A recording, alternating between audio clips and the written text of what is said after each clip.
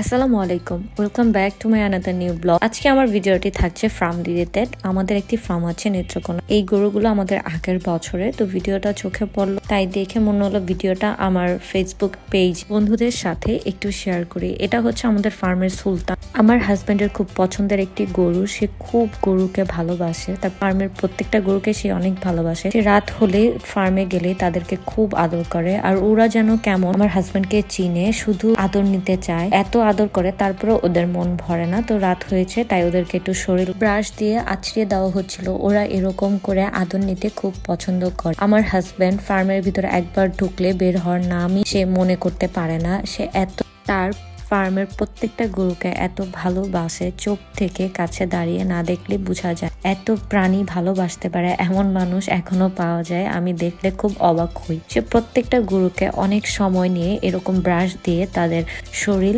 আদর করে দেয়। দেখেন গরুগুলো চুপ করে করে তার আদর নিচ্ছে।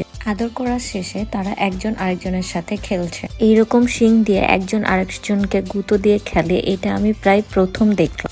আমার হাজবেন্ডের এত আদর দেখে মনে হলো আমিও একটু ওদেরকে আদর করি, কিন্তু আমি ভয়ে ওদের কাছে যেতে পারি না। আমার কাছে মনে হয় এই বুঝি আমাকে একটা গুঁতো দিয়ে দিবে। এটা হচ্ছে আমাদের ফার্মের বড় ভাই ছিল। সে কত কিউট, এত লক্ষ্মী একটা বাচ্চা, তাকে আদর করলে আর করতেই মন চায়। এদিকে আমার হাজবেন্ডের আদর শেষই হয় না। একে রেখে আরেকজনকে, চকলেটকে রেখে সুলতানকে, সুলতানকে রেখে নবাবকে। এদিকে আমার ভাই ওদের কান টেনে দেখছিল। ও বলে কান টানলে নাকি সামনের দিকে চলে আসে, তো আমাকে ও দেখাচ্ছিল এরকম করে। এদিকে তাকিয়ে দেখে আমার হাজবেন্ড আবার সুন্দর করে ওদের সাথে দুষ্টুমি করছে, আর ওরাও দেখেন কি লক্ষ্মী হয়ে আমার হাজবেন্ডের আদর নিচ্ছে। তার কাছে প্রত্যেকটা গরু তার বাচ্চার সমান, এত ভালোবাসে তাদেরকে। সো ভিডিওটি কেমন লাগলো অবশ্যই কমেন্ট করে জানাবেন। ভালো লাগলে লাইক শেয়ার করে পাশে থাকবেন।